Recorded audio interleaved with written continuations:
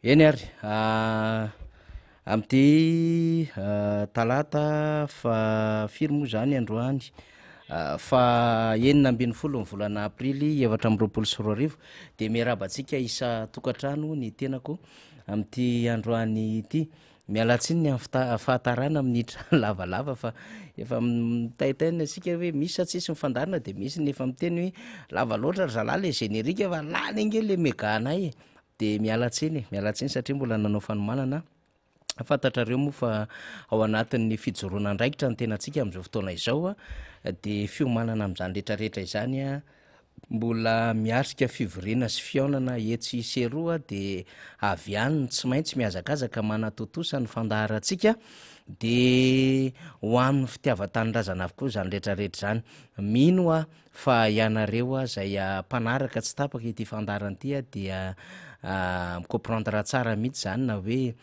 mahafantatra tsara ny vesatry ny adidy amanandraikitra zay iantsoroanay dia na izany na zany a mialatsiny amintsika namana teknisiana miaraka amintsika am'ty atoandro ity dia faliramanina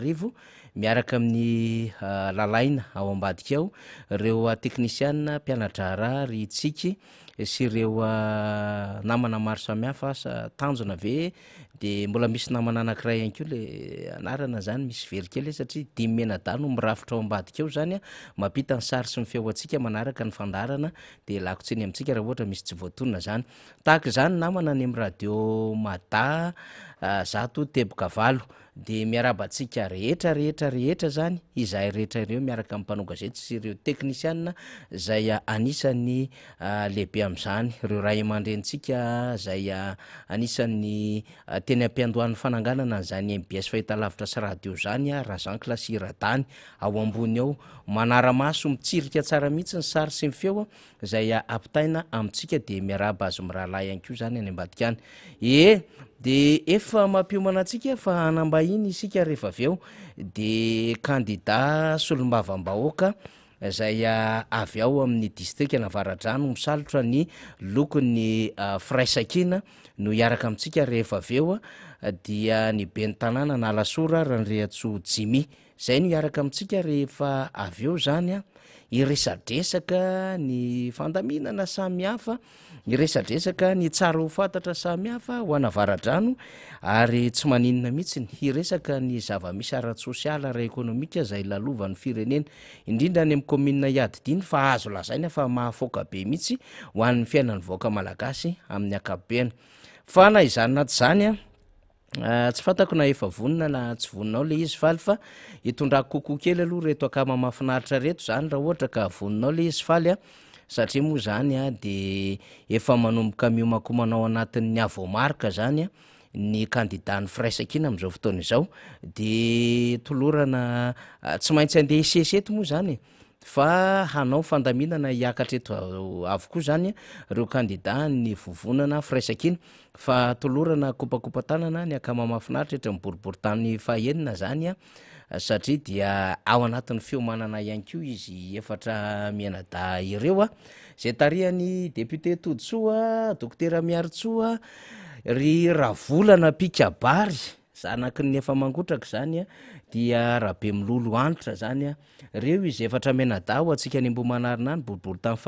fahenina zany de efa mandeha ny fidinana tsy atory moa zany fa samyna fantatra ny fijoroana nataon'izy ireo isika zany nandritra ny fotoana rehetra de efa mirafitra ny ekipa raha ny amin'ny ringby zany de hoe efa tena mirafitra tanteraka mihitsiny zany ny ekipa ny mura rehetrarehetra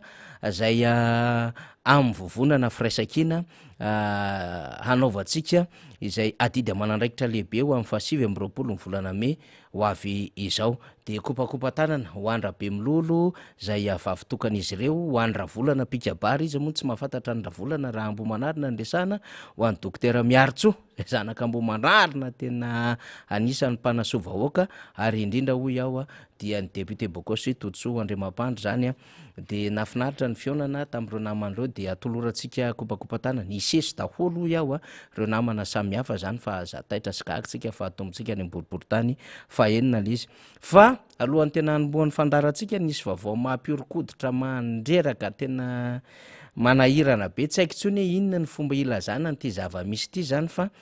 le fahantrana zany a efa tena mibaribary be ary tsy vitany mibaribary le fahantrana fa efa mihinana tsy fihinana le vahoaka malagasy zany a tena tsy mbola nieritreretina mihitsy zavatra ohatran'izao no hitranga fa moambo avao zay nataony namana Camille Michaelis ndea mahazo a mo mpanao gazety namana niaraka taminay tany a Tomasina tany a niaraka tamin'ny Zokobe Datapasy vao nody mandro tamin'ity herinandro ity zay anaovako fankahirezana ho amin'ny fianakaviany Pascal na i Datapasy tompony radiony antsika RNA FM 95 eo Andalapasika ary Antanambo 5 nanomboka 3 sy 4 arivo niara niasa tamin'izany izahay fony niditra teo anatin'izany tontolo niasa fanaova gazety zany niaraka tamin'ny Remy Camille zay namoaka nyity vaovao ity zany a azoko antoka mihitsiny satria namana mpanao gazety mahafinaritra i Camille Michaelis de tany Tomasina tany le izy raha efa azon'ny faly eo zany ny sary sy ny fanazavana an'izy fa zao zany entina ilazany any amin'ny hoe tena potika sahirana mahantra fadiranovana le vahoaka malagasy ho hitantsika amin'ny sary io a eto a Tomasina eto Madagasikara no misy an'io a olona mitsindroka vary efa simba vary lo mifangaro amin'ny gazoal na levina tao anaty fasika no tsoponiny vahoaka zany a efa vary lo efa simba no tsoponina de diovina mba hohanina indray zany tahaka izao ny fanazavana antsoratra ny entiny Camille tao anatin'ny fizaram-bavao zay nataony de tsy arotro izy ity zany a satria mpanao gazety mpanao fanadihadiana moa zany Camille de tsy arotro izy ity zany de hoe allo entintsika ty fandarina mba hanairana ny tompona andraikitra hoe aiza le présence de l'état resahanareo isan'andro aiza le tena hoe fitsinjovana amin'ny vahoaka zay tena resahanareo ary tondronareo mpitondra fanjakana fa mahasary-piaro anareo ary tena ametrahanareo mihitsy ny amin'le hoe Madagasikara tsy maintsy mandroso fa raha ny vaovao isan'andro de ahatsapana sy ahatarafana fa tena miapotika lay firenena ary ny vahoaka de tena ao anatiny tena hoe tena mahontsa io nambarany Michaelis atao anatin'ny publication zay mpanao gazety any Tomasina ontsanao ary Madagasikara ozy izy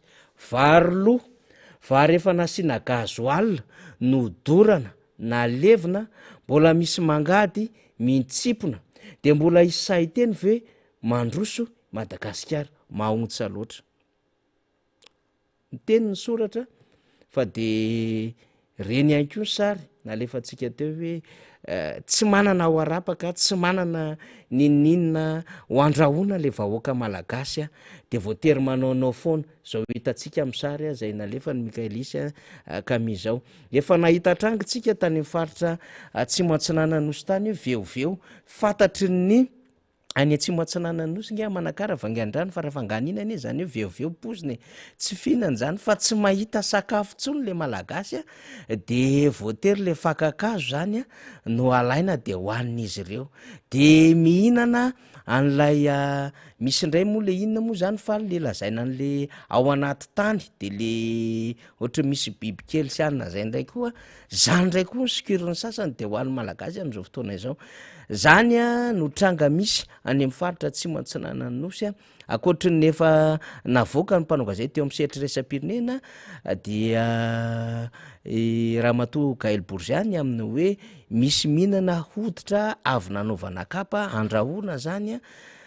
zany no farahidi-pahoriana zay mahazo malagasy am'izao fotoana izao ka etotsika zany satria raha ny vaovao fantatra moa efa tamin'ny herinandro a namaky an'le filakevitry ny minisitra de hoe anao conseil des ministres décentralisé zany na filakevitry minisitra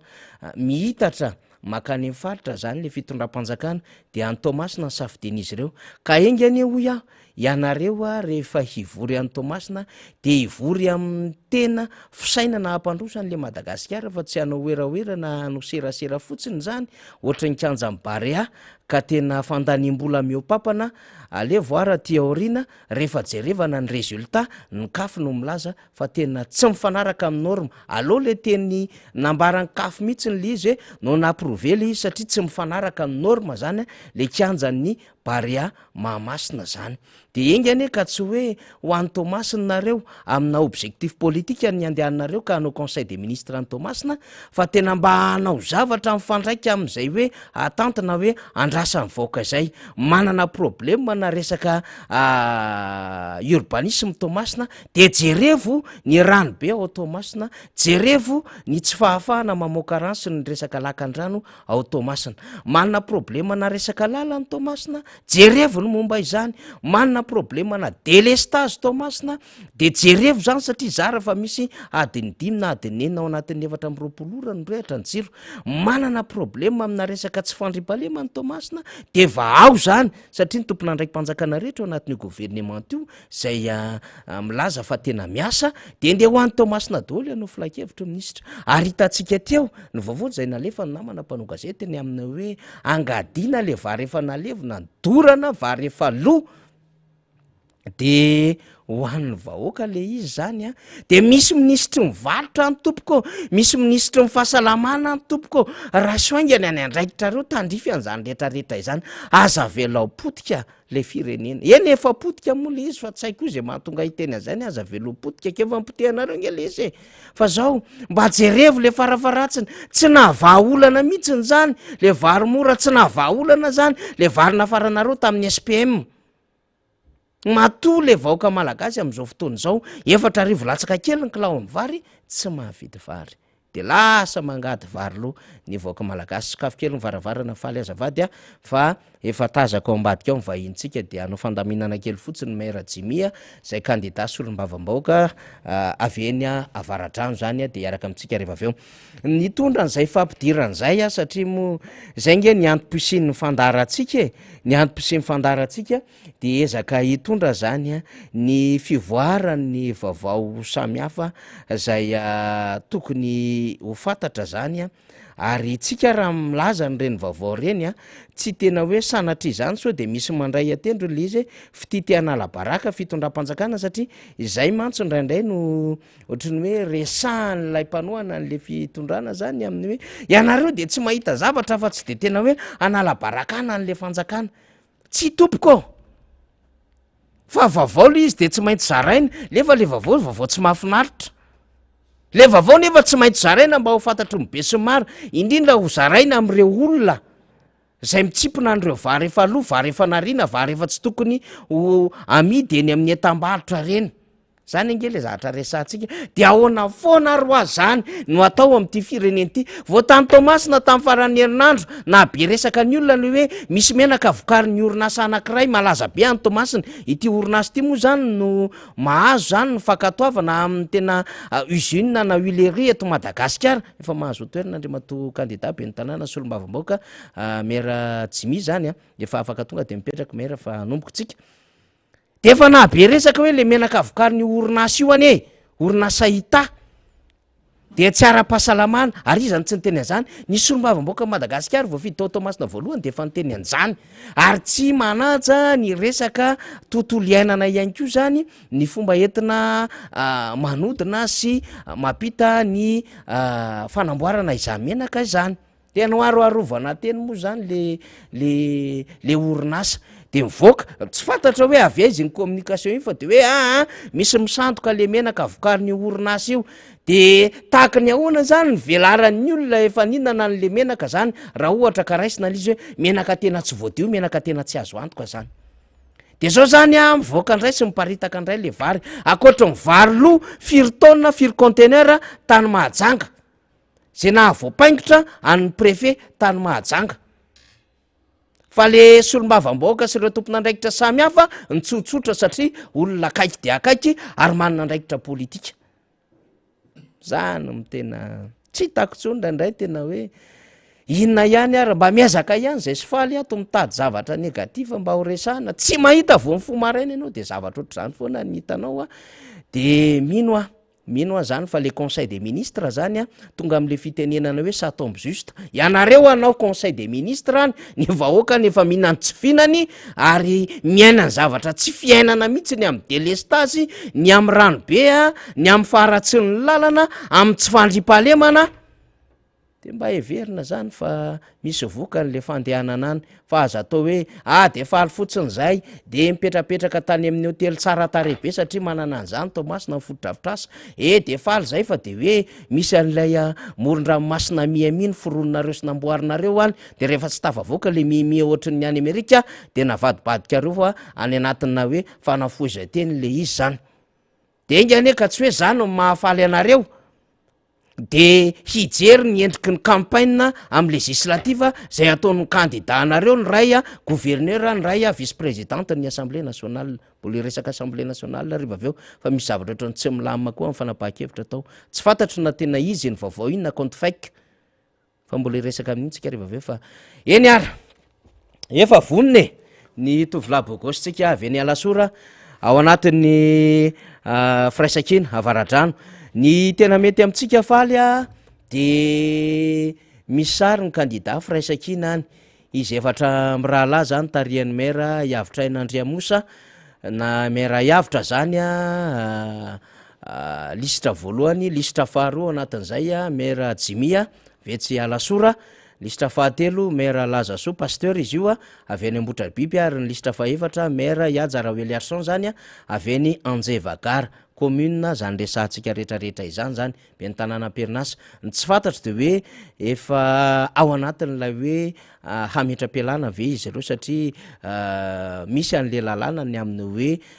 misy tompona ndraiky mpanjakana raha ohatra ka handrainjara ny fifidianana zany dia tsy maintsy tereny lalàna hametra-pialana ohatra hoe ministre anatin'ny gouvernement misy ihany koa nefa tsy voatery zany fa io moa zany eo anatina honnêteté daholo zany rehetrarehetra zany sy le intégrité politique mba hahafahana zany miatrika ny lalao madio zay everina zany fa tsika moa te hanao an'le fahadiovan'ny lalao foana zany fa ny sasany efa zatra daola makota de zany tsy maintsy mampamailomalitra atsika am'ty fifidianana ndray mitoraka ety ka raha misy ao faly de alefatsika miandalana eny mba ho hita amin'ny vahoaka zany ny amin'ny hoe ireo zany ny candidat atolotry ny vovonina firaisakina ao am'izany de sitsika navaradrano io zany de efa tafaraka amiko eto miaraba Andriamato be ny tanàna sady député tonga de fa folahako am'izay mivavako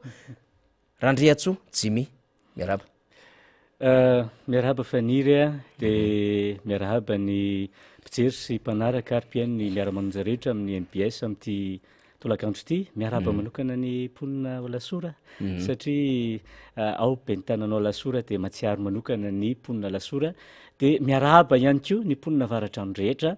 zay manjoy ity fandarana miara-manonja androany ity miarahaba tompoko ny adidy moa zarazarainy toerana sy ny efa ny fanekena ny amin'ny hoe hanasovahoaka de mbola teny ampanatanterahana an'ireo adidy amanandraikitra ny be ny tanàna Jimirandrehatso no ny azakazaka hoety amintsika zany satria dia tsara ihany mampafantatra ho an'ny mponina navaradrano zany ny amin'ny hoe efa tena mirafitra tsara mivovonana firaisakina 920 ny commune ao Avaradrano district raha ohatra zany le izy ka tomboko any amin'ny sisiny be any de azotomony talata ny volonondry mizotra makaty Ambohitra Biby le izy de miodina tsy lavitra eo makaty Anosy Avaratra Sabotsina Mena de mikisaka makany Viliazo makany Feferana sy ny rehetrarehetra iny kady kely lafy de makaiza mba adinao Ambomanga io ihany koa Ambomanga kely Ambomalaza Anjeva Masindray hatrany Akadinandriana Alasora ny farany atsimo Ambomalaza ao anatin'izay eny ara Andriamato be ny tanàna sady candidat solombavam-bahoaka nyrafitra ary ny vovonana firaisakina nahazo ny tsodrano sy ny fankatoavana avy any amin'ny firaisakina foibe ianareo ary ianareo rahalahy efatra teo zay nambarako fa be ny tanàna zay hitantsika amin'ny sary ihany koa zany no mandrafitra ny lisitra zany avy hatrany angambany de hoe inona no antony na tonga nareo efatra amin'ny rahalahy zay manana andraikitra teo amin'ny fitantanana ny commune zany hitondra indray amin'ny andraikitra misehatra ambonimbony kokoa ka ho solombavam-bahoaka ho an'ny district Navaradrano ny solombam-bahoaka aloha andraikitra ary anisan'ny asan'ny solombam-bahoaka moa ny manao lalàna ary manara-maso ihany koa ny asan'ny gouvernemanta zany hoe tena ilay fiainam-pirenena mihitsiny no ilana ny solombam-bahoaka. Ny solombam-bahoaka dia tsara raha ohatra ka olona veny fotony mahafantatra sy mifanerasera amin'ireo vahoaka no atolotra solombam-bahoaka araka ny fanambaran'ny mpandronana ny tiako Madagasikara moa izay anisan'ny filoham-piarany ihany koa ny firaisan-kina dia izay no nahatonga azy zany hoe andray ny fanapahan-kevitra hoe ny olona eny fotony izay mifanerasera amin'ny vahoaka, mahafantatra ny zavatra izay tena ilain'ny vahoaka, miaino ny marary ny vahoaka no tokony olona irotsaka solombam-bahoaka ary hitondra ihany koa ny feo amin'ny vahoaka eo anivon'ny anteny miera-pirenena. Satria be dia be ny zavatra mitranga eny anivon'ny fiarahamonina izay tokony ho fantatra zany sy ampitaina amin'ny fahefana mpanatanteraka ao anivon'ny gouvernemanta zany, satria izay ny asan'ny solombam-bahoaka dia manana atao hoe traikefa amin'ny fifaneraserana ny vahoaka ny ben'ny tanàna. Izay no antony nahatonga ny vovonana firaisan-kina nandraisan'ny filoha Marc Ravalomanina zany ny fanendrenanay ho solombam-bahoaka, ho candidat solombam-bahoaka isolotena ny vahoaka navaradrano eo anivon'ny anteny miera-pirenena. Zava-dehibe mihitsy no hoe olona manana traikefa sy nandalo dingana eo anatrihan'ny resaka fifidianana ary olom-boafidy ihany koa no mbola miverina eo anatrihan'ny vahoaka tsy matahotra ho fidiana. Tena zava-dehibe zay zavatra zay ary mila fahasahiana ihany koa satria fiainam-pirenena no resahana faniri. Fantatra ro tsara ny distrika Navaradrano ny ainana tao hatramin'izay ny isan'ny mponina, ny isan'ny mpifidy, ny isan'ny commune, ny isan'ny fokotany, fa fantatra ro tsara ihany koa amin'izao fotoana izao ny marary an'izany distrika zany. Izay ve anisan'ny antony ihany koa satria ianareo deputatana commune ary ao anatin'ny commune tantaninao zao eny Alasora dia vao tamin'ny roa herinandro lasa zay nisy fihetsiketsehana tsy fahafaliana momba ny rano Avaradrano ihany koa mitovy any distrika rehetra amin'ny resaka délestage, ny resaka fiainana ara-tsosialy mponina sy ny tsy fandriampahalemana, zany rehetrarehetra zany ve avadika ho endrika fanaraha-maso ny gouvernemanta sy mba manana ihany nareo volavolana proposition de loi zay mety hoentina hanatsarana ny fiainana vahoaka iny amin'ny distrika Navaradrano. Avaradrano faniry dia distrika faharoa be mponina indrindra. Firy moa zany zao?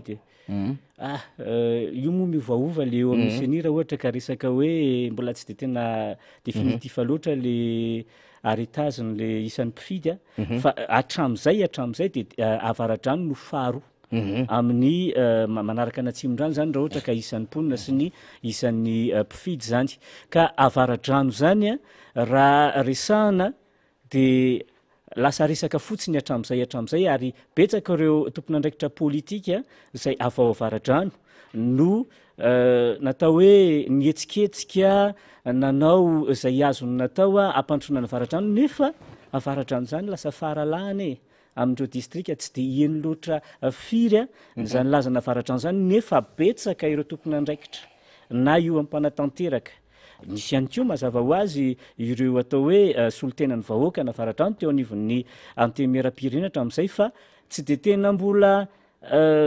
mandroso loatra Avaradrano, tsy dia mbola eno loatra Avaradrano nefa zany Avaradrano zany tena manana ny tantarany. Ka ho anay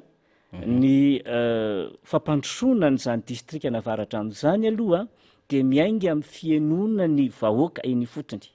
Avaradrano zany be dia be ny olana izay zedran'ny vahoaka ao anatin'ny distrika Navaradrano raha tsy resaka fotsiny ohatra hoe resaka fahanana-tany. Be dia be ny zavatra mitranga ao amin'izany distrika Navaradrano zany ary anjara ny solombam-bahoaka no tokony miaino vahoaka sy mitondra ny entaentan'ny vahoaka ihany koa anivon'ny fanatanteraka mba ahafahana mamany olana ohatra izay zavatra izay. Be dia be ihany koa eo anivon'ny distrika Navaradrano ny zavatra mitranga izay tokony hoe ho fantatry ny solombam-bahoaka ary tenenina ihany koa zany amin'ireo fahefana mpanatanteraka raha tsy hiteny fotsiny ohatra fanira zany Avaradrano zany anie mitovy amin'ny distrika rehetra ohatra hoe amin'ny resaka fitanterana mijaly. Raha ohatra ianao ody any Talatany Volonondry na ody ianao any Sabotsynamena na ody ianao any amin'ireo commune manodidina Antananarivo renivohitra na etsy Alasora fotsiny iany ary izay 7 kilometatra miala Antananarivo dia tena mijaly ohatra amin'ny resaka fitanterana. ny pentanàna tsy tompona ndraikitra amin'izany mihitsy satria le izy a zavatra tokony mba natao décentralisation efa hatramin'izay nefa amin'ny zao fotoana zao de mbola tsy misy mihitsy ny vahaolana fa de raha ohatra ianao zany ohatra te apiditra bus eo alasora de tsy maintsy mifampiresaka ohatra amin'ny ATT zay eo ambany vahoan'ny ministera zany hoe amin'ny fomba ahoana moa zany ny akanesana foana aty amin'ny ministera rehefa manana finiavany ny fotony ka zany zavatra zany tokony solombam-bahoaka no mitondra ny volavolan-dalàna ohatra mba tena amehezana io resaka fitanterana zay tsy mandeha amin'izay lohan'io mampijaly ny vahoaka eo anivony ny antemieram-pirenena hoe amin'ny fomba ahoana no tokony hitantanana satria rafitra izy io mantsy a hitantanana ny zany zavatra any PDB ao avaratrany no zavatra tokony alamina raha tsy teny afa-tsy izay fotsiny a faniry fa ny antom-pisinay a de ny fahalalanay an'le olana ny fotony ary hitondra n'izany a eo anatrehan'ny antemieram-pirenena ifampiresahana amin'ny gouvernementa rehefa lany ratrizay zahay ya rehefa miresaka varadrano moa zany dralaitra misy fizarana foana am'le hoe taloha manko ny nisiny zany avaradrano A de avaradrano B zany hoe iny ilany any avaratra iny a de misy ny atia atsimo aty zany de saiky hitovizana ve zany Andriamatoa ben'ny tanàna candidat lay olana zany ary ianareo le midana any fotsiny satria raha ny hita tamin'ny serasera tato ato dia vao avy tany Ambohimanambola zao ianareo efatra amin'ny rahalahy ankoatra ny teny Ambohimangakely tany amin'ny toerana maro samihafa zay nandeha de mitovy daholo ve any ny akabeany fitaraina ny voaka rehefa nareo midina ohatran'io zany Andriamatoa ben'ny tanàna candidat arakaraka le commune le izy ny olana iraisana aloha de misy tovizany ny olana iraisana de misy tovizany le commune koa mantsy a samy hafa satria misy ny tena hoe commune ambanivohitra zay mivelona amin'ny resaka fiompiana sy ny fambolena misy ny commune zay atao hoe efa memandroso a indrindrindrindra ny commune zay manakaiky ny Antananarivo renivohitra tahaka ny Alasora tahaka ny Ambohimangakely sy Akadikely Ilafy ary Sabotsynamena reo ny commune efatra lehibe indrindra ao anatin'ny distrikana Avaradrano a zay tsy de tena hitovizany loatra ohatra hoe ny any amin'ny faritra ohatra hoe Viliazo ny faritra ny Ambotrabiby sy ny sisa rehetra ny andray tena mbola tena resaka fambolena sy fiompiana fa aty amin'ny tany zay voalaza teo hoe le commune lehibe efa manomboka misy ny olana eo amin'ny resaka fanajariana ny tany ohatra eo amin'ny resaka fifehezana ny rano maloto eo amin'ny resaka fifehezana ny tatatra ny tondra-drano sy ny sisa rehetra rendretrarehetra reny zany a tsy de tena hitovizana loatra amindreo any ambanivohatra zay ohatra hoe rehefa tonga ny période cyclonique mety ny voly zay potika any ambanivohatra ny tena lasa olana napotiky ny avandra sy ny sisa ohatran'izany fa amin'ny akapobeany a dia misy ihany nefa ny olana zay iraisana ny resaka fampianarana resaka zavatra be de be mihitsiny zany a fa io arakaraka le commune zay andehanana zany a de samy hafa ny olana zay atenen'ny vahoaka ya azo lazaina fa tena mafy ny zava-misy amin'ny akapobeany a iny fotony no miresaka amintsika de tena mahaliana tokoa le fanazavana zany fa iverina kely a tontolo ara-pifidianana indray nresahako ho an'ny traikefa rehetrarehetra ny zava-misy tato ato zany andritrin'ndeha ataoko hoe folo taona te eo zay na tsapana na enona ny olana foana selidraina ho an'ny raha-pifidianana teto Madagasikara eo zany ny amin'ny hoe ndraindray ohatrany tsy de tena lavorary le lisy-pifidianana eo ny andrenesana ny amin'ny hoe de mikendry mihitsy ny sasany mba hompikambana ao anatin'ny antoko ny membre ny bureau de vote eo indray no resaka ny amin'ny hoe sarotrarotra ny ahazona n'lay karaha-pifidianana eo indray no mahazona ny adevitra maro samihafa ny amin'ny hoe misy olona mitetetony ihany de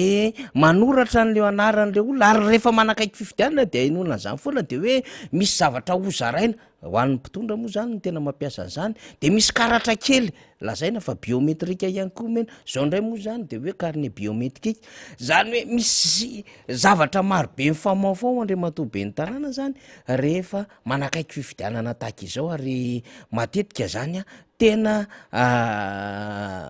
mahazo tombony amin'izay le olona ao anatin'le fitondrana zany de tsy miperaka ntsony le égalité des chances zany eo amin'ny samy candidat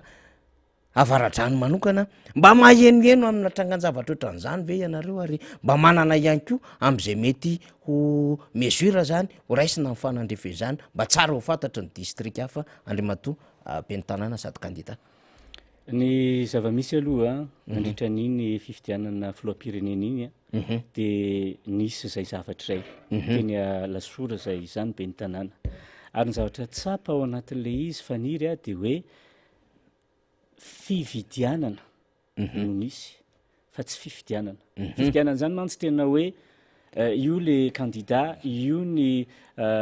atao hoe ny programme zay hoetiny ho tanterahany rehefa lany izy resy lahatra ve le mpifidy sa tsy resy lahatra zay ny tena antony atao hoe fifidianana fa eto tena misy fanararotana am'le fahantrano ny vahoaka malagasy satria reo olondreo tsy manana reo olondreo de tena taritiny amin'ny hoe fizarana ny zavatra maro samihafa zay ampanantenainy moa zany fa ny teny lasora ohatrany misy manantona ny tena moa zany tam'izany fotoan'izany hoe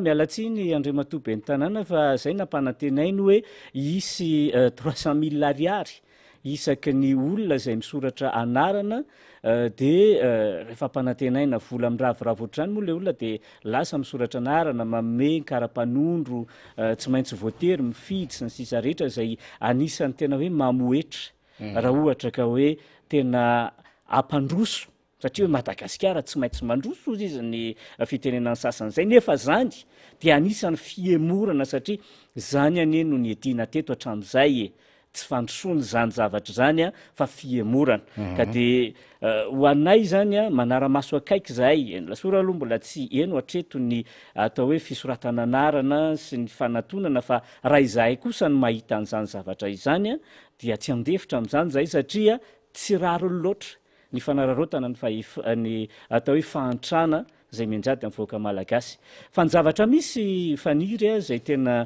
anaovako antsoavy amintsika rehetra zay mpifaninana eto de ny fampiasana ny olo-mpanjakana eny avaratrano eny misy ny tompona andraikitra ambony ao anatin'ny fampianarana zay tena manao tena manoana tsy misy fiefenana intsony andreo candidat mpanjakana nefa tsy azo atao zany tena tsy azo atao zany ary hitatsika amin'ny tambajotra serasera eny ny olona io zay tena miaraka tena efa tram'izay ary tena manao ny atao hoe akanjo zay miloko ny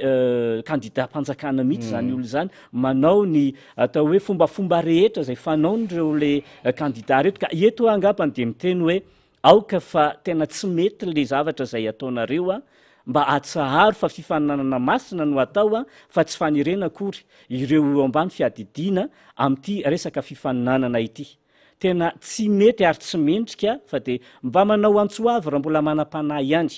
satria tsy resaka maloto no atao eto satria ny anteny miera-pirenena dia lapany demokrasia ka aoka zay tena ho safidin'ny olona marina no andeha ho ao atsimbazaza andeha araky ny fahamarinana ny zavatra rehetrarehetra fa tsy mba hisy teritery na hisy ihany ko fantikan-dalàna am'izany fifaninanana zay atao amin'ny 7 ny volana May ho avy zao izany de angambany ireo candidat mpifaninana hafa ihany ko de tokony iray feo fa tsy mety ny zavatra tahaka zany ary tokony homendrikitsika eo avaradrano indrindrindrindra mba tokony ho fitaratra ho amin'ny fifidianana zay ho avy izao tsy avaradrano ihany satria ho amanokana de nahazo vaovao zay nozaraina namana fa misy district ray moa no nytonony tao anatin'izay zany mba tsy ho resahiko eto le district fa tena solombavamboaka am-perinasa sady candidat lay solombavamboaka miara-dia amin'ny fitondrana fa de tena ahetsika mihitsy ireo mpampianatra zany indrindra zay miara-dia ao anatin'izay hoe miankina ny fanjakana zay zany de lasa misy endrika tery mihitsy le izy zany sy fanaraha-maso de zay ny tokony apetraka ny amin'ny hoe tena ny olona tsy matoko tena no manerin'ny hafa sy karazany manamby ny safidin'ny hafa zay tsy maintsy hoe ho any am'izany safidin'ny olona zany fa tokony alalaka le izy ary io de tenena mazava tsara ny fampiasana fitaovana ny fampiasana olo-mpanjakana de verina tsy mifanaraka ny lalàna ny fifidianana zany ary mitarika zany fanitsanana kandida na disqualification na kandida zany de nisy fotoana nanambarana teo anivony fitsarana avy mombana lampanirena le matobe ny tanàna ny amin'ny hoe tsy lefitra tsy andefitra raha mahita tsy fanarahan-dalàna engany mba isy anao rappel l'ordre am' zavatra zay resahantsika ohatran'zao mba hahatonga ny sasany zany tena amerina mbala hoe tena itiany de ady madio ty fa tsy ady akafetsena zany natao androkondrokiana sy natao hanerenany hafa de lay safidy mihitsy no tsinitsinina am'zany fotoanandro zany na zany naty zany aza de manana hafatra tsara mihitsy ny anao manoloana n'zany efa ndeha ataoko hoe fioarapefy ndeha ataoko hoe paipakady maloto kely samy hafa petrapetraky zany ho an'ny vahoaka ny avaradrano andrimatobe ny tanàna zao le fifidianana ho atao de fanovana ny fiainany vahoaka ny avaradrano ary le izy mantsy matetika ny zavatra mitranga de tsy tonga mifidy ny olona satria ny antony ohatrany tsisy fiovana le fiainany ohatrany voamaika miletika le fiainany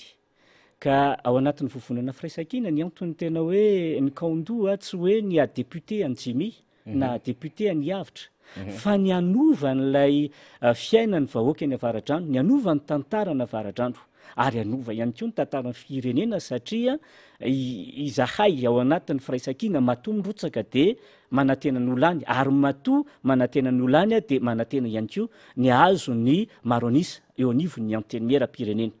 ny antony tena hoe ny raisana ina ao anatin'le vovonana de ny andraisana fahefana satria ny fifidianana farany teo de mbola apatsahivina ihany fa raha ho an'ny atokotiako Madagasikara de sahala am' tsy misy iny zao zany tsika rehetra tokony foa tokony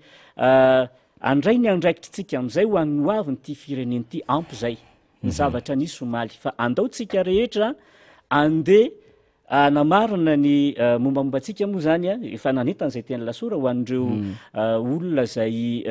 mponina rehetra zany ho eny amin'ny fokotany aka ny kara-pifidianany namarina ihany koa amin'ny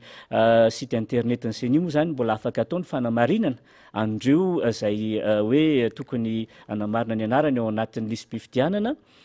de andao tsika rehetra ifo am'izay anomana ny Madagasikara raha mpitso vaovao satria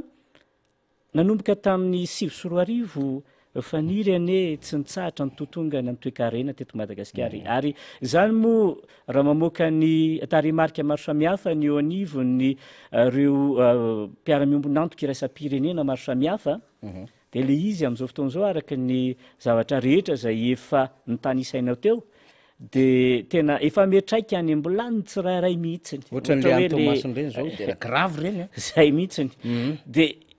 iandro rovina isika zay vao andray ny andraikitsika anova ity tantara ty io ne miankina aminao izahay zay hoe andeha osolombam-bahoaka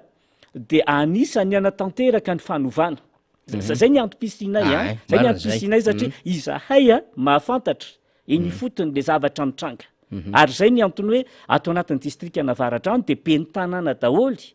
no natao tao anaty lisitra satria mahafantatra mahalala ary mahay ny zavatra zay mitranga ary mahay ihany koa ny hoe inona ny vahaolana de hoe omena ny atao hoe majorité na ny maro anisa eo anivony anteny miera ny firaisankina ahafahana miroso ahafahana ihany koa ohatran'ireny any Frantsa reny ane raha ohatra zany manaraka ny politika any ivelantsika ataoko hoe tsy mitovy mihitsiny ny majorité zany ao anatin'ny assemblée nationale ao amin'ny frantsay fa na de manana ny atao hoe majorité ary ny filoha Macron zany ao anatin'ny anteny miera de io ihany koa ny mpanohatra manaraka zany hoe ilay contre-balance le pouvoir mihitsiny zany ilaina eto fa raha toka manjaka tokana sy atao hoe manana ny fahefana rehetra ny mpitondra de manao zay ataony de mivaralila ary io ny antom-pisiny mpanohatra eto mantsy de tena hoe manao ny balizy zany hoe mife asy ahoana moa zany ny filazanana zany hoe mba tena hoe mife mba tsy hanaovanovana foany mba afaka miteny fa raha ohatra ka izao no mitoy de tena ohatrany tena hoe fanjakana tsy refesy mandidy zany loza foana ny faran'zany ary le izy metraika amin'ny fiainam-bahoaka satria isika vahoaka foana ny tratra farany Madagasikara zao farany a fa le tsy maintsy mandroso makany farany ve sa tsy maintsy mandroso makany aloha ka ny atsika ny fampivoarana ny fiainam-bahoaka no zava-dehibe a ary ihany koa araka ny tenin'ny Flora Valomanana hoe le fahaiza-mitantana ilaina ary ny antokotiko Madagasikara raha teo amin'ny fitondrana tamin'izany fotoana izany a de tena nahy tantana matoa atao hoe nisy ny fandrosoana tamin'izany fotoana izany ary tamin'izany ny tena nandroso fa zao a tena fiamorana lavareny ary ohatran'ny maneso le hoe Madagasikara tsy maintsy mandroso. Ny anarana moa zany isalorana zany a ao amin'ny lalam-pandroana de hoe solombavam-baoaka Madagasikara na hoe député de Madagasikara de zay vao misy an'le voafidy tany amin'ny distrika zao na élu tany amina distrika ohatran'izao.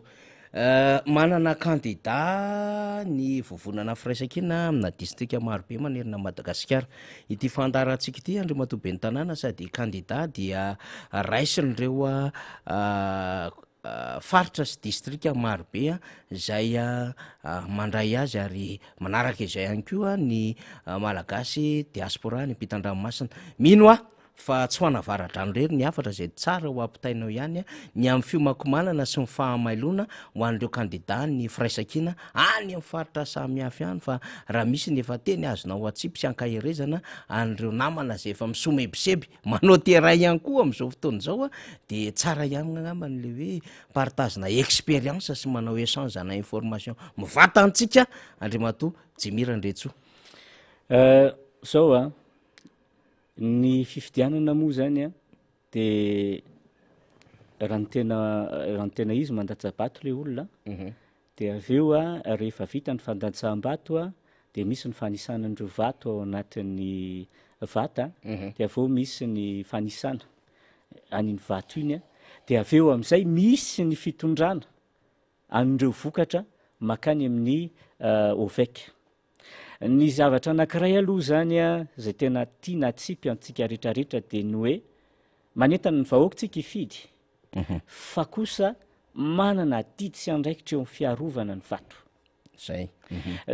Tsy azo atao ambanin-javatra tahaka ny ohatra hoe anao fampelezan-kevitra tsika andany fotoana fa mila fandaniana fotoana sy mila fahamailona avo zato eny avo arivo eny aza ny fijerevana ireo vato izay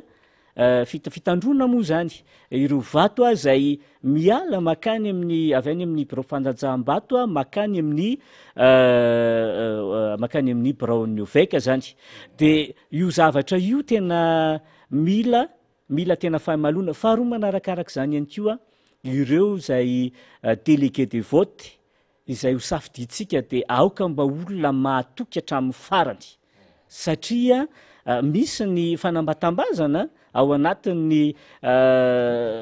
mandritry ny fifidianana fanambatambazana n'ireo délégué de vote ny mpifaninana ary zavatra misy zany de aoka mba olona mahatoky aoka mba tena hoe olona zay voalazantsika ombembena tsy voavidy vola tahaka ny nataontsika tamin'ny etsika fotsy fa tena hoe hiaro an'le safidim-bahoaka satria any amin'ny farany ihany faniry manao ianao fampelezan-kevitra mandeha ny teknika maro samihafa amin'ny fifidianana mpifidy sy ny sisa rehetra any ngamba ny efa fantatsika ny tokony ho atao fa rehefa vita ilay fantantsaham-bato vita ny fanisana de tena tokony andray ny andraikitsika tsiraray avy tsika ao anatin'ny firaisankina mba hiarovana n'lay vato mandra-pahatonga eny amin'ny sioni eny ary maraparantsika Andriamatoa candidat Jimirandretso zay ao anatin'ny firaisankina avaradrano averiko hatrany firaisankina zany no anarana isaloran'ireo candidat mivondrona ao anatin'izany vovonana izany ka ny antokotiko Madagasikara ny hery vaovaon'ny Madagasikara na ny ASVM ny prositeny miaraka amin'Andriamatoa Sitendranena solony haiko ny tsara tafina zay tarihan'Andriamatoa Parrain Auguste ary ny antoko politika madio tarihan'Andriamatoa Rakotoary Sofaniry Alban na ibaba zany no mivondrona ao anatin'izany firaisankina izany ka hanolotra ireo candidat miparitaka any amin'ny distrika maro samihafa. Andriamatoa Jimirandretso misy arave ny efa endrikendrika programma zay efa tsara aroso eto amin'ny fandaharantsika iomana ny vahoaka na varadrano ionana aminareo efatra amin'ny rahalahy maninona moa na miaraka amin'ny ray aman-dreny aza zava-dehibe ihany koa zany. Izay moa zany efa mitety andreo commune ny akaiky indrindra de ny rapitso zay ionatsika etsy amin'ny fofikiri akady kely ilafy manomboka amindroa ora manasantsika rehetra ho tonga satria zava-dehibe loatra io fotoana io ho fampahafantarana antsika rehetra aloha ny candidat ny firaisan-kina ary ho fampahafantarana ihany koa raha ohatra ka iresakantsika ny eo amin'ny antokotiko Madagasikara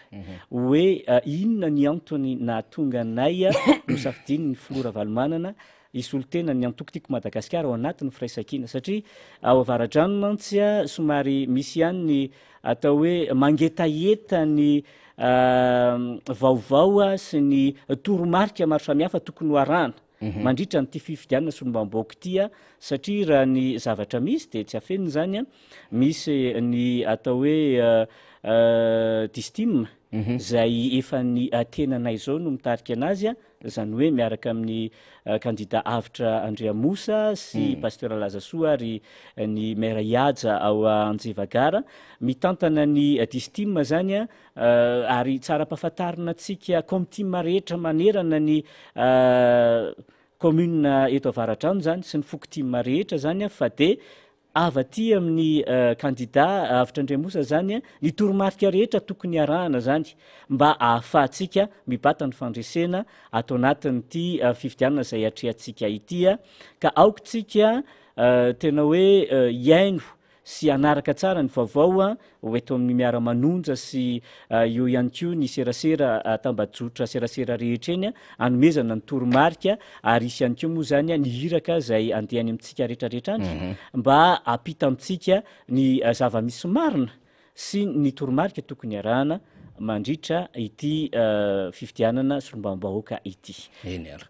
marantsika Andriamatoa Jemiara de mino zay fa tsy ho elandray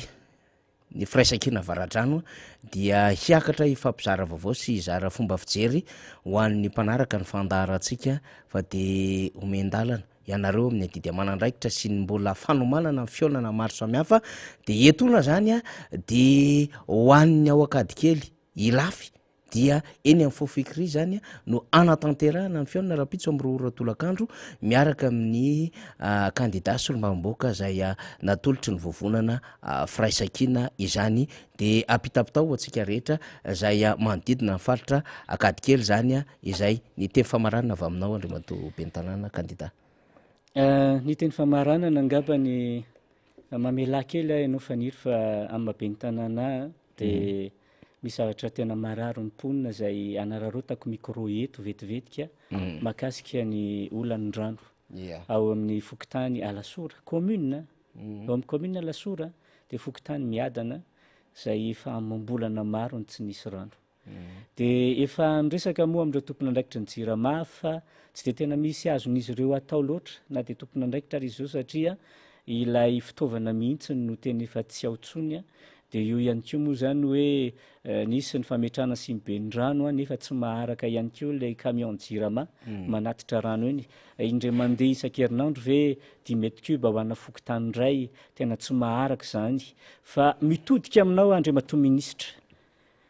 eto amin'ny fandeharana miara-manonja angamba ny tokony natao tao anatin'izato andro kosa ilay resaka famahana ny olan'ny-drano tsy eto amin'ny distrikana Avaradrano rery ihany na Alasora rery ihany fa Antananarivo sy ny manodidina de tena mijaly efa tsy hita ny arapaka nefa atao hoe tena mbola sarotra ihany koa ny mahazo rano satria eny amin'izany Alasora zany eny raha maka rano eny amin'ny Sinibendrano ka any amin'ny 500 vao tonga ny tokantrano ny rano tsiraray efa mezaka arak'izay azo atao ny eo anivon'ny Jirama nefa misy ny fampanantenana zay nataony amin'ny tokony hanapina ireo camion zay hanapina ny Jirama hitaterana ireo rano ka de mitodika manokana aminareo tompon'andraikitra maro samihafa zay voakasika zany mba raiso ny andraikitra fa tena mijaly raha ny mponina Alasora manokana de marary satria tsisy rano maro ireo andriambavilanitra no mitaraina hoe monsieur le maire tena na ny rano isasana ary anie tsisy ny rano sotroina zany moa zany de efa tena tsitsiana ka de mba izao rehefa tena tena efa tena miatra manaina le satria raha ohatra ka tsy misy ny rano rano mantsy natao ivelomana, ny rano mantsy natao isasana, ny rano tena azo ambara hoe tena fiainana ka de tena miankina be de be aminareo ary eto ihany koa de manararoatra ny amin'ilay sinibendrano 1000 mètres cube zay tokony apetraka ao alasora ao anatin'ny 3 volana. Teny iny nomeny monsieur le ministre de inona sy antenaina fa tena mba ho atao tokoa le izy ary tena mba ho vita ao anatin'izay 3 volana zay, mbola iandro 3 volana mantsy zany zany vao tena hoe isy vahaolana maharitra fa naizany naty zany amafiso ihany koa ny vahaolana vonjy-tavanandro zay ataontsika de ny fitanterana ireo rano izay ataon'ny jirama mba amatsiana ireo olona ary ny tombo moa ny simbendrano zay napetraka eny lasora nefa ny fréquence ny famatsiana azy ireo de tena tsy miova ka de inona sy antenaina fa mba ho arakaraky ny fampanantenana sy ny resaka zay natao ny vahaolana zay atolotrareo am'izao manaraka zao ka de manatena be de be atsika rehetra zay tompony andraikitra eo anivon'ny jirama sy eo anivon'ny ministeran'ny rano sy ny fanadiovana ary ny fidiovana ny amin'ny amahana zany olana zany. Io resaka rano tena ohatran'ny somary manararoatra kely fa tamin'ny fitondrana Ravalomanana tamin'ny taona 7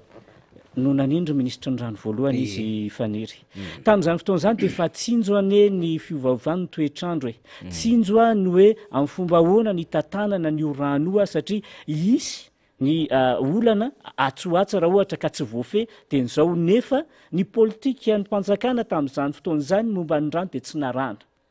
Ary ny jirama tamin'izany fotoana zany raha mampiditra rano ianao Faniry tamin'izany tadidiko tsara ray volana angamba ny farafabetsany ny fotoana endrasana de efa tafiditra ao atokantrano ny rano na ny jiro ihany koa ary tamin'izany fotoana zany nefa amin'izao fotoana zao miandry compteur miandry le rano koa amin'io mbola ampidirina ihany nefa raha ny tena marina ane tena tsy ampony ny rano zarain'ny jirama 64000 mètres cube par jour ny tsy fahampiana ho an'Antananarivo sy ny manodidina. Tsy misy mihitsy no miteny amin'izao fotoana zao hoe izao no politika amenona n'io banga io fa ny zavatra misy de mampiditra rano foana ny jirama ho an'ireo olona zay mandoha vola ho aminy ka ampidirana zay ny jirama ihany koa zany ny fanjakana ihany koa tokony hijery hoe ny zavatra tsy ananana re tokony tsy atolotra na akana vola ary ao alasora teneniko aminao Faniry fa misy ireo atao hoe abonné amin'ny jirama tsy misy rano ray mitete neny amin'ny robinet nefa mandofa na compteur zany ve ny atao hoe fandrosoana ary raha ohatra ka te handrositsika raha tena te handrositsika tsy maintsy mandroso de tena fanalana andreo bombonina be de be raka Antananarivo sy ny manodidin'ireo ny tokony atao ary tokony atao tonga any amin'ny robinet antsiraray avy ny rano fa raha zay ny tanteraka de tena zay ny atao hoe fandrosoana ary izany ny antony ijoroanay hoe ireo tsahanay sy lombavam-bahoaka mba ahafahana mitondra ny teny mafimafy kokoa angamba no an'ny gouvernemanta eo anivony antemeram-pirenena rehefa tsy enona mihitsy le maire. Eny ary de tokony ho voarainy tompony andraiky mpanjakana zany satria andraikitry mibe ny tanàna zany eto no miteny an'izay zava-misy satria tena marary ny vahoaka ary tsapa tonga zany tena hoe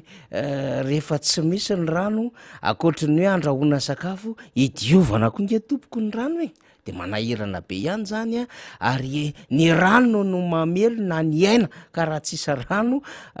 zay tokony hokirakiraina anatin'ny tokantrano de tena zava-doza de zava-doza tokoa zany fanairana nataon'ny be ny tanàna zany ny zava-misy ao anatin'ny commune Iadidiny etsy Alasora makasitraka be ny tanàna isika fa andaozantsika sady hiomanantsika amina adevitra hafandray zany averimberitsika matetika zany raha pitso am'roa ora tolakandro eny amin'ny fofikria kadikely lafy eny zany ny fiona ny kandida zay avy vovonina firaisakina ho an'ny vahoaka ao am'izany commune na kadikely lafy zany eny mety eny amin'ny manodidina ihany koa anao faliana de fanararoatra ihany koa ny manantona zany miaino miresadresaka mitandreny vaovao ary ny fanakalo hevitra ihany koa amin'izy ireo sy andraisana ny toromarika lehibe zany am'izay mety ho fiatrehana ity fifidianana zay entina hanovana amin'ny fiainam-pirenena lehibe ity fifidianana tsy mitovy tamin'ny fifidianana rehetra hatram'izay de alohan'ny hivadiako amina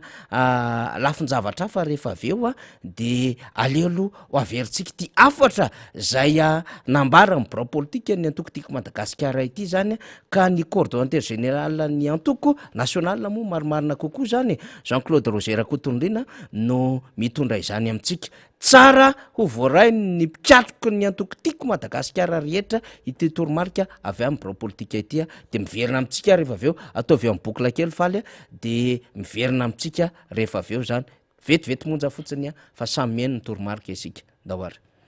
manoloana ny fifidianana solombavam-bahoaka zay ho tanterahana amin'ny fahasivy amby roapolo ny volana mai ho avy zao dia ny antokony tiako Madagasikara zay anisan'ny antoko mandrafitra ny vovonana firaisakiny dia manao an'izao fanambarana sy fanamariana zao taoriny ny fampidiniana sy ny fanazavana teo amin'ireo andraikitra tompona andraikitra ny distima ao atao anatin'ny fahataninantananarivo sy ny manodidiny koa ny fanapakevitra ny raisina dia nanamarika fa ny rafitry ny antoko tiako Madagasikara eo anivon'ny distrika dia manohana tsy misy fepetra ny kandida zay narotsaky ny firaisankina amin'ny fomba ofisialy ka nankatoaviny teo anivon'ny CENI sy ny ACC zay mbola moka ny didy ho fanampaliana an'izay kandida zay de zay toromarika zay no mena andre tompona andraikitra isaky ny distrika zay tonga nanatrika ny fivoriana teto Androany dia ny toromarika mikasika an'izay hoe tsy manohana afa-tsy ny kandida zay mirotsaka amin'ny anaran'ny vovonana firaisankina ihany manoloana ny fifidianana solombavam-bahoaka zay ho tanterahana amin'ny fahasivy amby roapolo ny volana mai ho avy zao dia ny antokony tiako Madagasikara zay anisan'ny antoko mandrafitra ny vovonana firaisakiny dia manao an'izao fanambarana sy fanamariana zao taoriny ny fampidiniana sy ny fanazavana teo amin'ireo andraikitra tompona andraikitra ny distima ao atao anatin'ny fahataninantananarivo sy ny manodidiny koa ny fanapakevitra ny raisina dia nanamarika fa ny rafitry ny antoko tiako Madagasikara eo anivon'ny distrika dia manohana tsy misy fepetra ny kandida zay narotsaky ny firaisankina amin'ny fomba ofisialy ka nankatoaviny teo anivon'ny CENI sy ny ACC zay mbola moka ny didy ho fanampaliana an'izay kandida zay de zay toromarika zay no mena andre tompona andraikitra isaky ny distrika zay tonga nanatrika ny fivoriana teto Androany dia ny toromarika mikasika an'izay hoe tsy manohana afa-tsy ny kandida zay mirotsaka amin'ny anaran'ny vovonana firaisankina ihany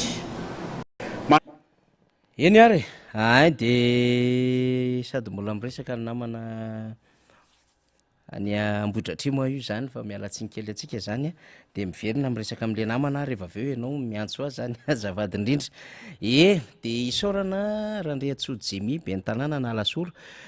zay ao anatin'ny listre ny kandida solombavam-bahoaka firaisakina zany de mazava ihany koa zany ny fanambarana zay nentin'ny biro politika ny antokotiko Madagasikara zany ho atsika zay mandre iny toromarika iny zany iny toromarika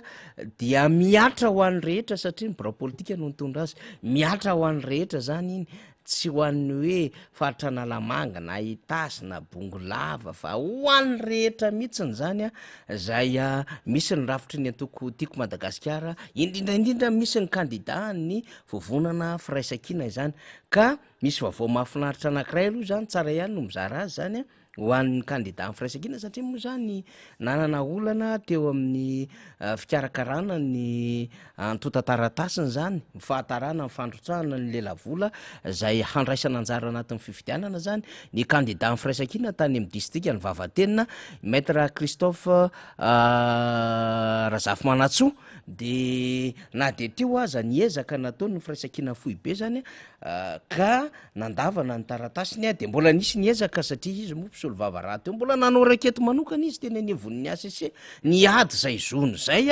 dia namoaka zany ny fanapahana ny teo anivon'ny ACC araky ty vakitsika ity zany fa dia voarotsaka somatsara zany satria nahazo an'izay didy zay ny amin'ny handrotsahana ny caution ny kandida Christophe Razafy Manatsoa zany zay mpisolo vava raha teo izy dia voarotsaka zay lela vola izay niaraka tamin'ny quittance de vao marina de misy zany tiare numéro 22-ACC/AR tamin'ny 15 avril 2024 ty ozy izy concernant une requête aux fins d'annulation une décision de la CENI et demande de dérogation spéciale de paiement de caution au trésor public zany de tonga de vakitsika zany fanaraka am'izay zany zay ao anatin'ny article 1-2 angamba ny vakitsika moa zany zay mahavoakasika ny candidat Razafy Manatsoa Christophe zany fa de miomana ny any amin'ny district ny Vavatenina le anankiray tonga de alefa faly fa manjary taraiky tsy voavakintsika le anankiray zay nanaraka ity arety zany miresaka indrindra am'izay fanomezan-dalana zany fa ahafahany mirotsaka izay zany teo anivon'ny ACC dikan'izay zany de tsy mandeha ila ny any Vavatenina fa misy candidat roa any zany ny candidat ray moa zany mazava ho azy tsy ho resako fa ny antsika zany avy amin'ny vovonina firaisankina moa zany no ao anatin'izany de ny zavatra tahaka izany dia mampitombo hatrany zany ny fahavonona ny namana rehetra satria na de eo aza zany le fahatarana ny lalàna mamehany tsirairay zany mba hiadiny zony dia nahazo zay zony zay zany ny namana Razafy Manatsoa Christophe tena tsy hita mihitsy ve le izy nefa nalefaka teo fa lazavady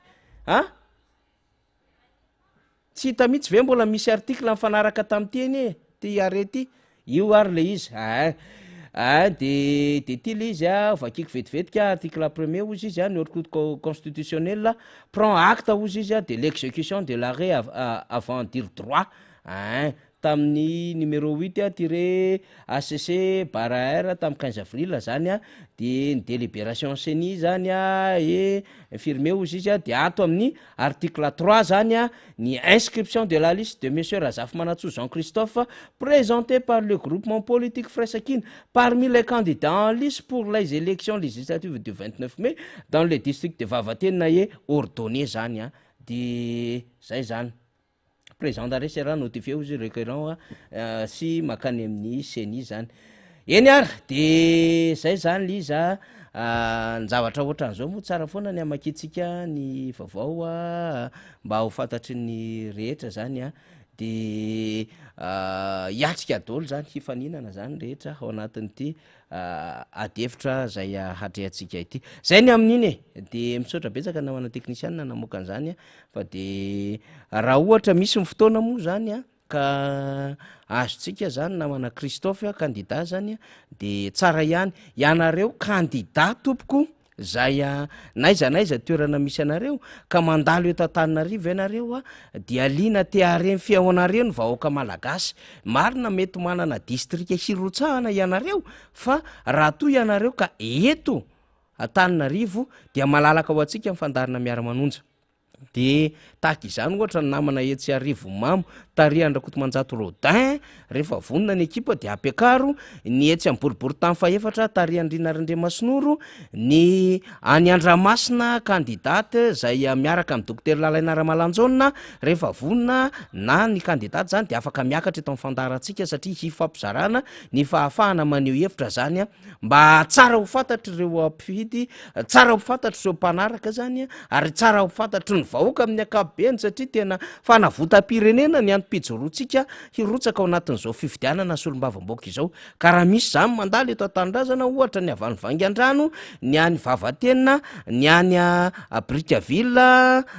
non tsy any Brickaville moa zany fa mety hoe ny any Moramanga sy ny any amin'ireo toerana maro samihafa de aza misalasala mihitsy zany miditra aty amin'ny fandarantsika na miantso ny tompona andraikitra averiko hatrany zany numéro afahantsika mifandray zany satria efa misy manana ny numéro mety misy tsy manana dia ny 34 12 902 40 zany na ny 34 76 624 40 na ny 34 76 624 40 zany ahafahantsika mifandray avy hatrany za zao vao miteny an'izay dia azoko antoka fa de fibipindray tsika zany zao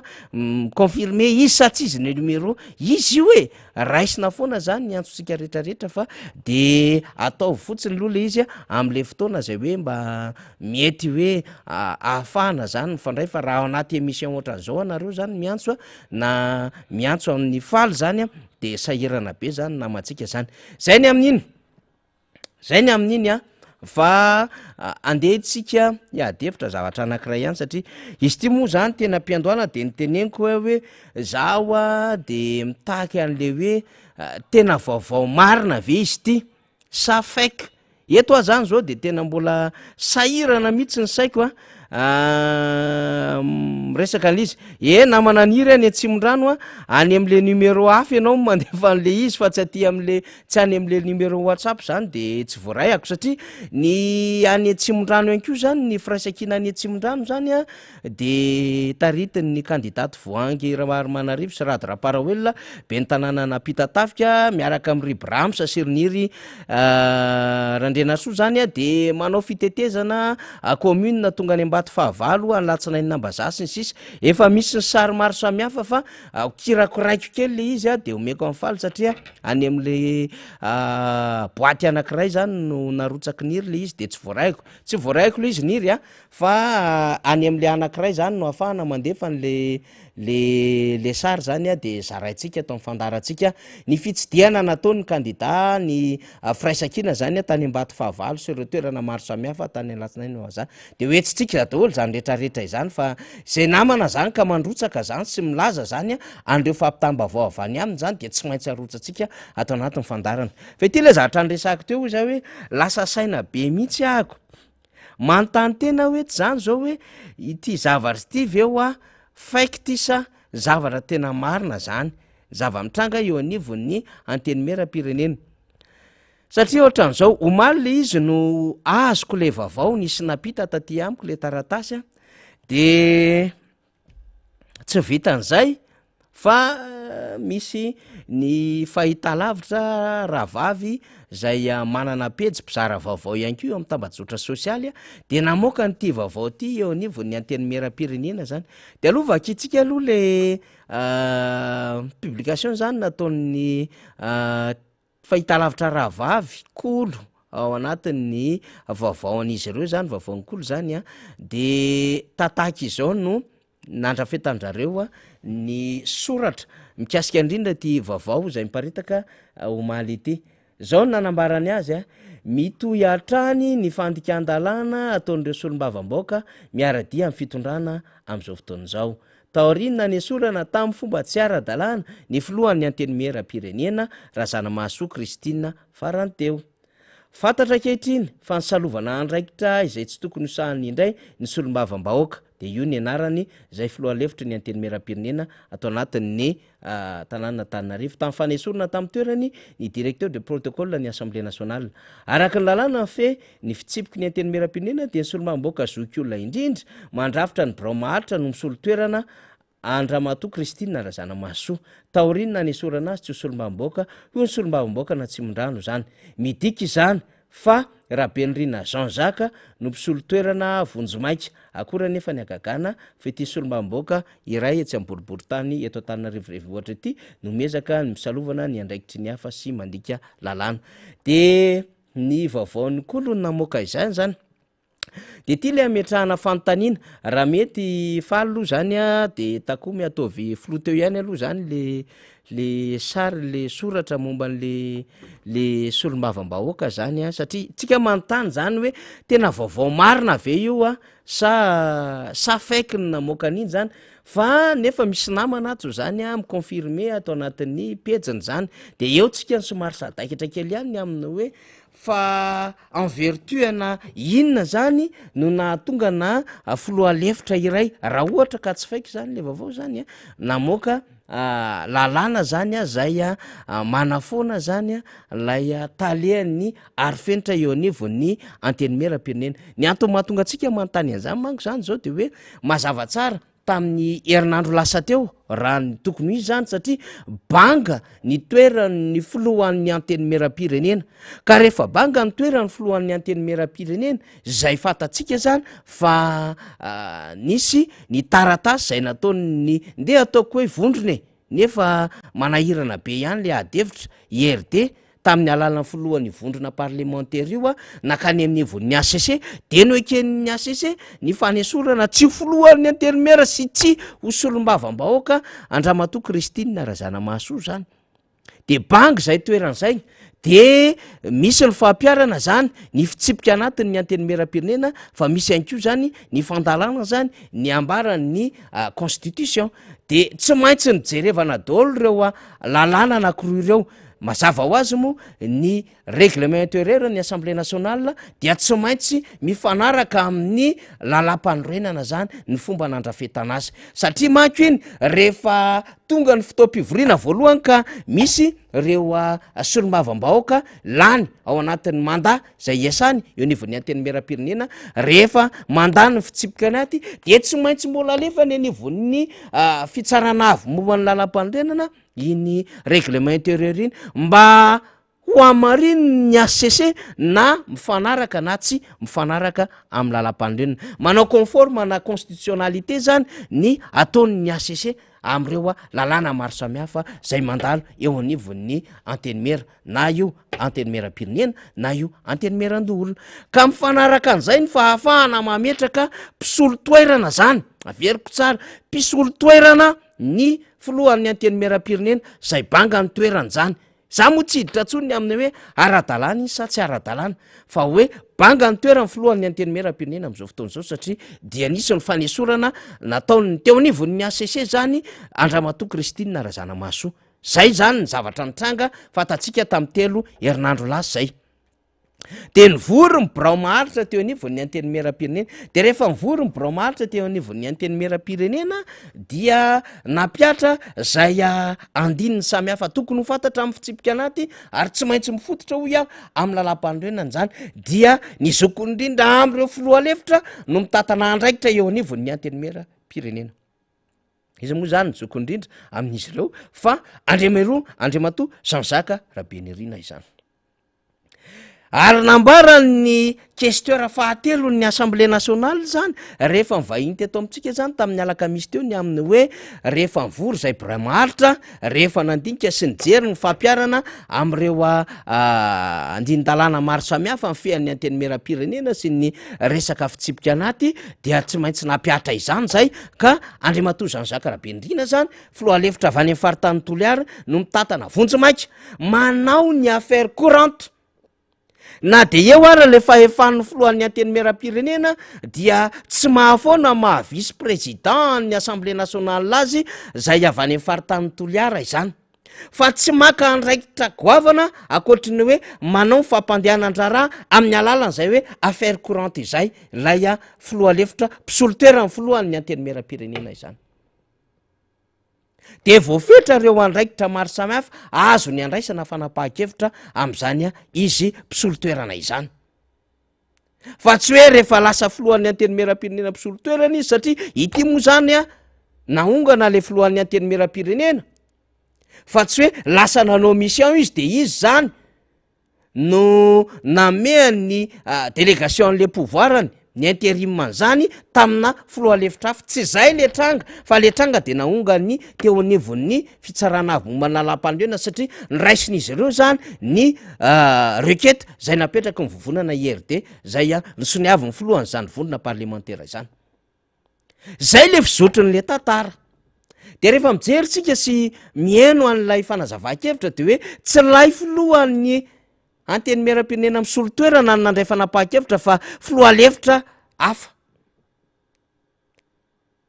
zay na mpisolo toerana azy tsy afaka maka andraikitra manao nomination na abrogation indrindra ho fonctionnaire nampiasa mpanjakana ambony na tompona andraikitra ambony eo anivon'ny antenimieram-pirenena misy lalàna no mifehan'izany affaire courante ihany ny ataony lay filoha lefitra zay misolo toerana vonjimaika ny filohan'ny antenimieram-pirenena ity nefa filoha lefitra zay tsisy fampidira mihitsiny zany zay le mahavariana hoe inona ara le anton'le izy tsy mety takatro tsara mihitsy le izy de eo le ametrahako fanontaniana tena vaovao mariny iny ve sa faika eto amintsika manko zany manahirana be mifahafantarana n'le vaovao na faika sy ny sisa zany ity le izy tamin'ny 5 ny volana aprily de rehefa mijery an'reto karazana considérant reto zany azo jerevako vu ny constitution loi organique disposition ordonnance ty za fiction relative fonctionnement de l'Assemblée nationale de ny ordonnance zao de fonctionnement de l'Assemblée nationale de ny réglementation ny aux emplois de l'État zany zany zao tena adevitra daholo zany de mijery ny résultat officiel ny élection législative en 29 mai de mijery ihany koa zany ny concernant requête aux fins de déchéance na député de mijery ny résolution ny portant règlement intérieur de l'Assemblée nationale procès verbal portant élection vice-président des questeurs des rapports de sur proposition du bureau permanent de eto zany gaga ny bureau permanent ve raha ohatra ka zany sur proposition du bureau permanent de l'Assemblée nationale ve efa mivory ve ny bureau permanent ka nakafanapahakevitra hanaisitra tompon'andraikitra lehibe eo anivony anteny mera-pirenena ary raha mijery zany ry loi organique ary fiction règle relative ozy izy au fonctionnement de l'Assemblée nationale de mijery ihany koa zany ny iny ry anankiray ry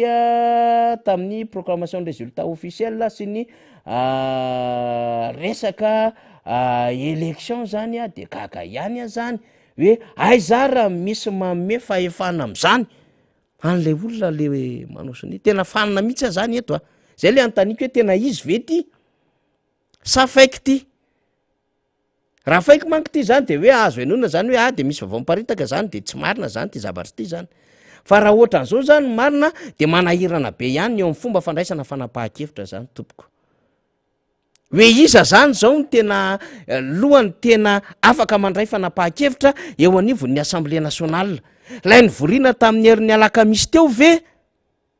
ka nampiarana ny voarakitra tsoratra ao anatin'ny règlement intérieur sa misy hafa indray zany am'ireo vice-président reo zay le fanontaniana antsika mipetraka fa raha tsy zany manko le izy dia misy fifantsahana andraikitra sy fisalovanana andraikitra zany zao raha zao de manahirana be ny ihany zay le angatantsika fanazavana zany fa ny amitrangan-javatra ohatran'izao ho an'le voakasika le dir-prote zany le hoe directeur de protocole voaresaka ao anatin'ity zavatra ty le hoe ny esorina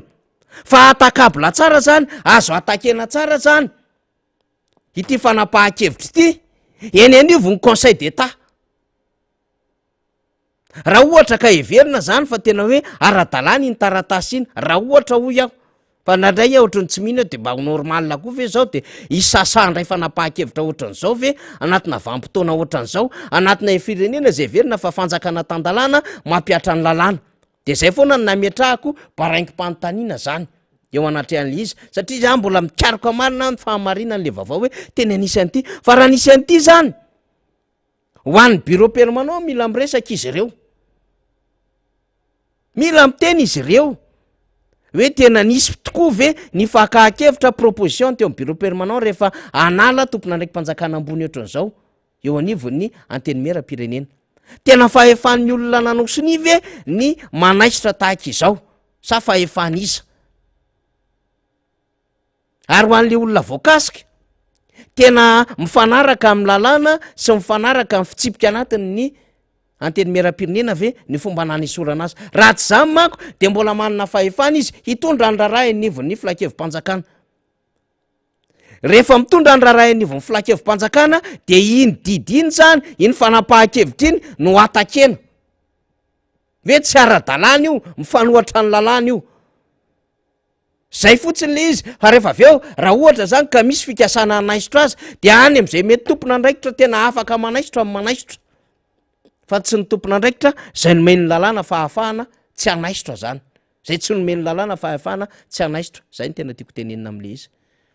de zay le mahatonga anah hoe tena efa misy zavatra samihafa tena manahirana mihitsiny zany ny amin'ny tena resaka dysfonctionnement resaka tena fitantanan-draharaha administration publique resaka tena manahirana mihitsiny zany ny application na lalàna eto Madagasikara satria samy manana ny interprétation any zany ny tompon'andraikitra samihafa eto Madagasikara tena fanina tanteraka mihitsiny tsika fa manoloana zany zavatra rehetrarehetra zany de mangina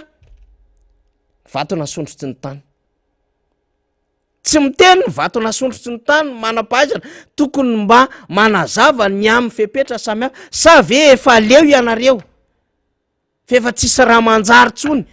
ny amin'ny fampiarana sy ny fanajana sy ny resaka fakatoavan-dalàna eto Madagasikara ka aleo manao zay tiany atao fotsiny sanatrin'izany tompoko zany resaka resahantsika izany hoe de tena manao zay tiany atao rehetrarehetra eto manapatra sy mieritreritra fa tompona fahefana zany tena manahirana be mihitsiny zany le lafin-javatra misy am'izao fotoana izao de zay ny antony mahatonga anazy zany mbola mametraka foana dans le doute hoe mbola tsy tena sura hoe tena ara-dalàna iny taratasy iny fa raha ara-dalàna iny tsy mino aho hoe tena ohatran'izany ny fomba fandraisana fanapahan-kevitra amin'ny fanesorana tompona andraikitra ambony zany indrindrandrindra ahoana ny hevitry ny mpitatana ny birao maharitra zany eo anivon'ny anteny meram-pirenena zany dia antsokafantsika tao anatin'ity fandarana ity ny antony mahatonga antsika iteny an'izany de zao ho tompona andraikitra raha-pitsy eo anivon'ny anteny meram-pirenena isika mahatombo rotsaka ho fidiana ho fifidiana amin'ny fifidianana sy olomam-baoaka dikan'izany tsy maintsy farafahakeliny zany ny am'izay zavatra heverina fa tokony hifampitondrana eny anivon'izany anteny meram-pirenena izany ary tsika mandrakariva atao anatin'ity fandarantsika ity de mametraka ny tena mahasari-piaro amin'ny resaka lalàna satria ny fandarantsika ny fanadiaditsika de mifototra amin'ny alala ny lalàna sy ny tantara zay ny tena hifotoranyity fanadiadiana hoentiko amintsika eto ity mifototra amin'ny alala ny lalàna sy ny tantara satria raha mieno ianareo mandrakariva ny hitondrako ny fanadiadiana ny hitondrako ny fizaram-bavaona ny fandalinana dia tsy maintsy foana ako maka referansa na lalàna ary tsy maintsy foana ako amin'ny akabeany mitondra ny tena famakina araky ny solomaso mampiatra lalàna azy sy ny tokony ho efa fizotro ny tantara nisy tany aloha mihoatra ny zavatra mitranga am'izao fotoana izao ilain'ny tanora ankehitriny ihany koa ilain'ny rehetra ihany koa mahafantatra ny zotra ny tantara ny Madagasikara mahasari-piaro antsika izany a ary mahatonga antsika foana mandrakariva ny amin'ny hoe raha ohatra ka mieritreritra hitondra fanjakana kanefa tsy mahalala ary tsy mahafantatra akory ny amin'ny hoe zava-dehibe eny ny fanajana lalàna ary tsy tongatonga ho azy ny fananganana repoblika sy hoe misy firenena miorona eto Madagasikara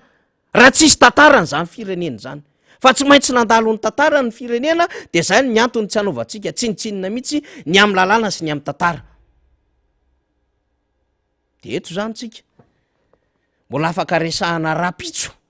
ho anatin'ny fandarantsika moa zany reny fanapahan-kevitra reny hoe inona marina ny tena fandehany reny fanapahan-kevitra reny mbola be da be no azo hisintomana ny taratasy zay nalefantsika indray miserana iny hoe ahoana le visa ato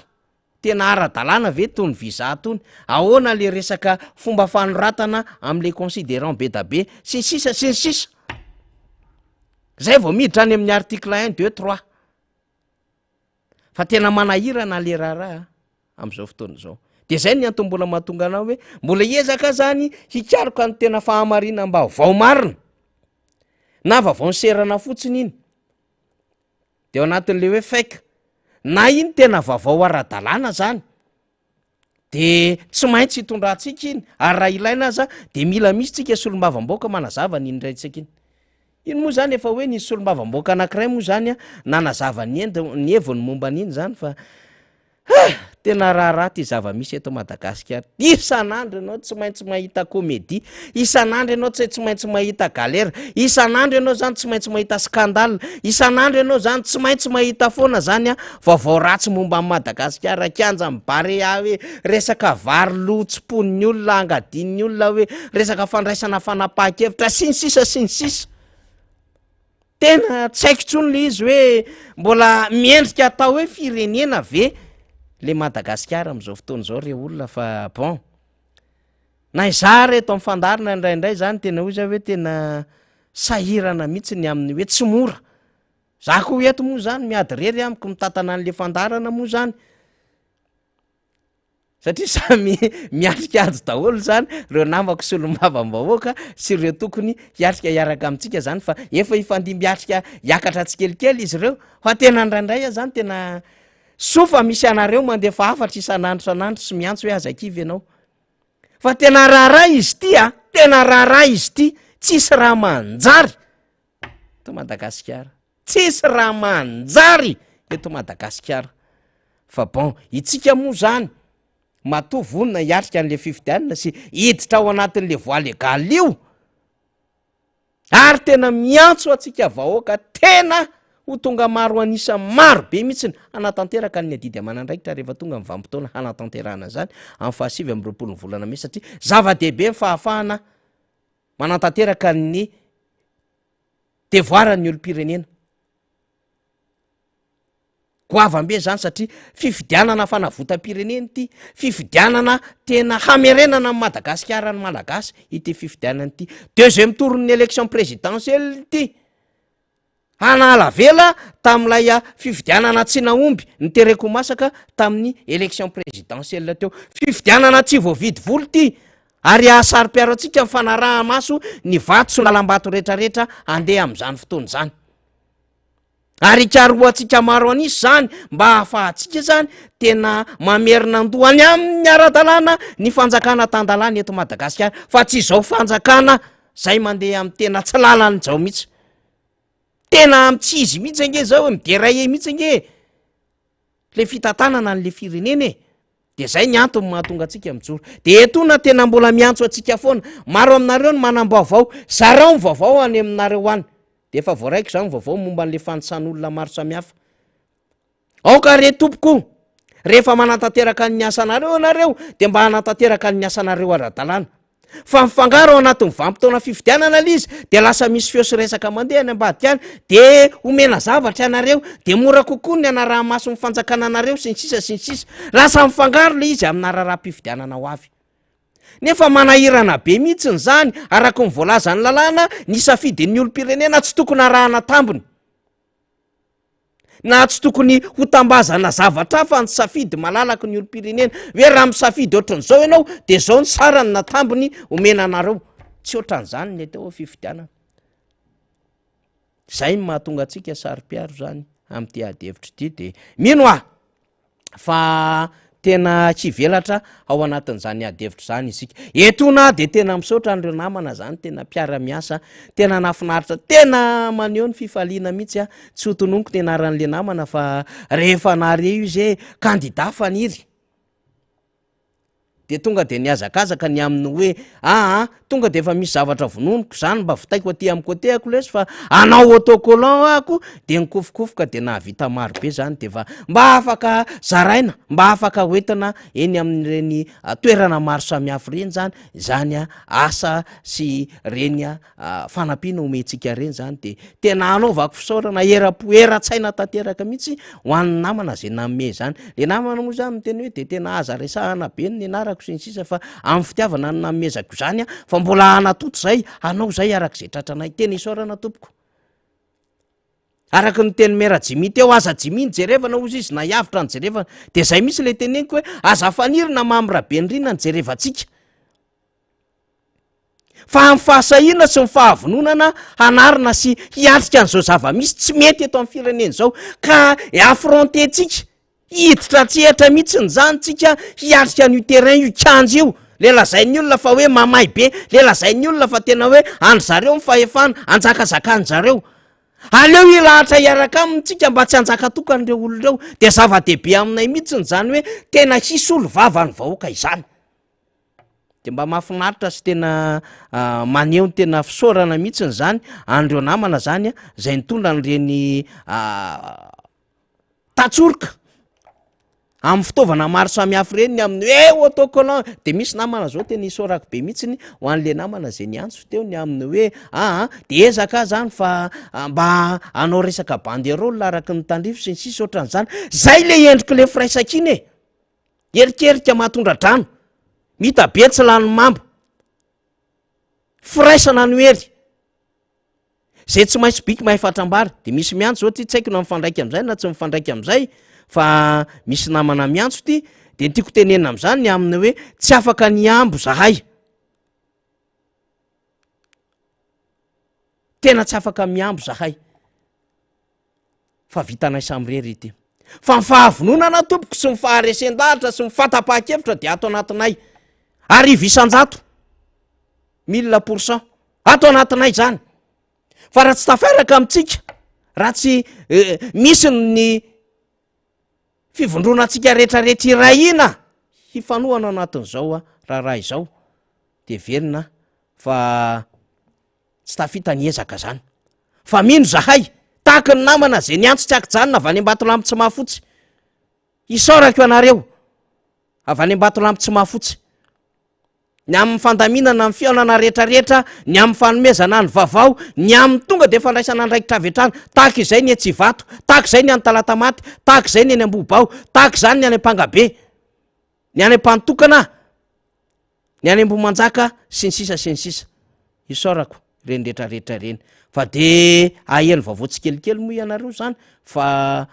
tsy azo ataoko no de miresaka zavatra betsaka zany mba tsy hahatonga ny sasany iomana ka hivadika indray famelezana ho atsika amin'ny fizaram-baovao ao anatin'izay apetratsika zay. Eny are de makasitraka tompolahy, makasitraka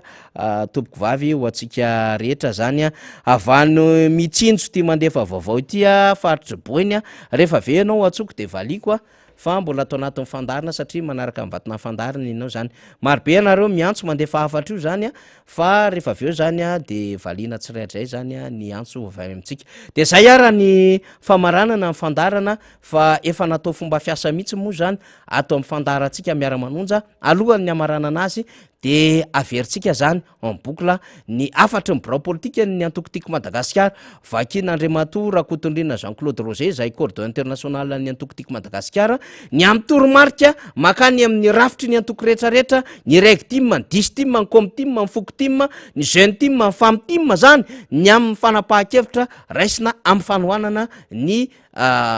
candidat atolotry ny vovonana firaisakiny, de zay ihany koa no entiko hametrahana ary de amezako fotoanantsika indray rapitso ao anatin'ny fandarina miara-manonja. Makasitraka tompolahy, makatelina tompovavy. Aloana ny fifidianana solombavam-bahoaka zay tanterahana amin'ny 7 ny volana Mai ho avy zao dia ny antokony tiako Madagasikara zay anisan'ny antoko mandrafitra ny vovonana firaisakiny dia manao an'izao fanambarana sy fanamariana zao taoriny ny fampidiniana sy ny fanazavana teo amin'ireo andraikitra tompon'andraikitra ny distima ao ato anatin'ny Antananarivo sy ny manodidina, koa ny fanapahakevitra ny raisina dia nanamarika fa ny rafitry ny antoko tiako Madagasikara eo anivon'ny distrika dia manohana tsy misy fepetra ny candidat zay narotsaky ny firaisankina amin'ny fomba ofisialy ka nankatoaviny teo anivon'ny CENI sy ny ACC zay mbola moka ny didy ho fanampariana an'izay candidat zay,